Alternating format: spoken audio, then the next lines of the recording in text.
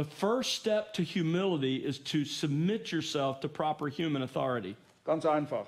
Um Demut zu lernen, musst du wissen, wo du hingehörst und dich denen unterordnen, die Gott dir vorgestellt hat. Because God is the one who has put human authority in place. Denn Gott ist es, der menschliche Autorität gibt.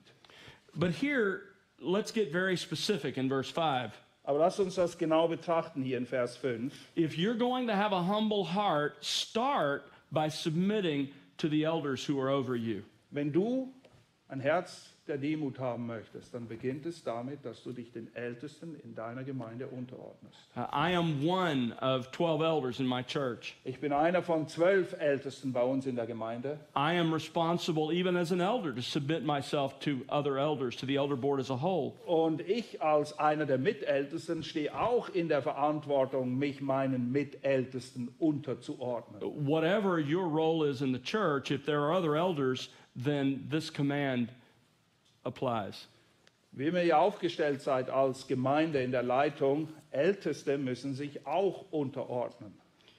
And when should we submit ourselves to our elders? Nun, die entscheidende Frage, wann sollen wir das denn tun, uns den Ältesten unterordnen?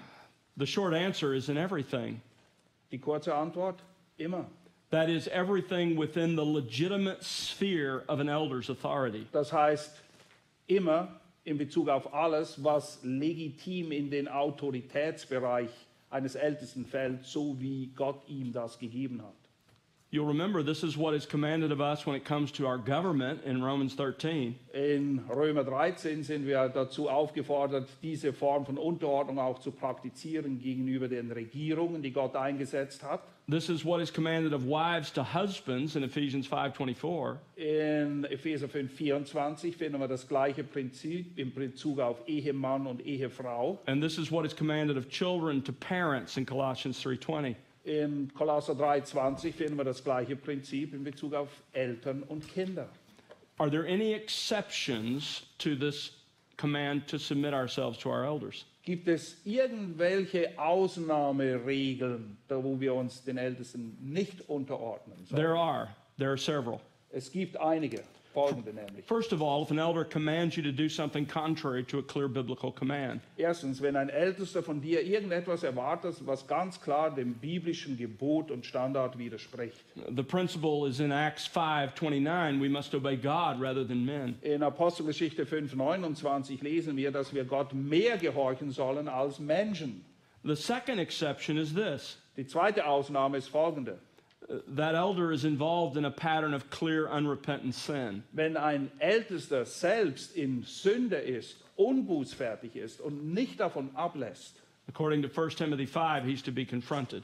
dann sollen wir ihn gemäß 1. Timotheus 5 konfrontieren, zur Rede stellen. A third exception is he's involved in serious doctrinal error. Eine dritte Ausnahme ist, wenn der Älteste wirklich ernste Irrlehre verbreitet in der Gemeinde. When it comes to one of the fundamental doctrines of the Christian faith. Wenn es um die grundlegenden Wahrheiten des biblischen Glaubens geht. A great example of that again is Galatians 1 and 2. In Galater 1 und 2 finden wir wiederum ein sehr eindrückliches Beispiel dessen. A fourth exception for not submitting to your elders is this. Eine vierte Ausnahme, wo man sich den Ältesten nicht unterordnen soll, ist folgendes. You're at risk of violating your own conscience before the Lord. Du stehst in der Gefahr, deinem eigenen Gewissen Gewalt anzutun vor dem Herrn. Of course, this is laid out in both Romans 14 and 1 Corinthians 8-10. In Römer 14 wird davon berichtet und auch in 1. Korinther 12, 13, 14. By the way, this is where those doctrines that are not fundamental doctrines fall.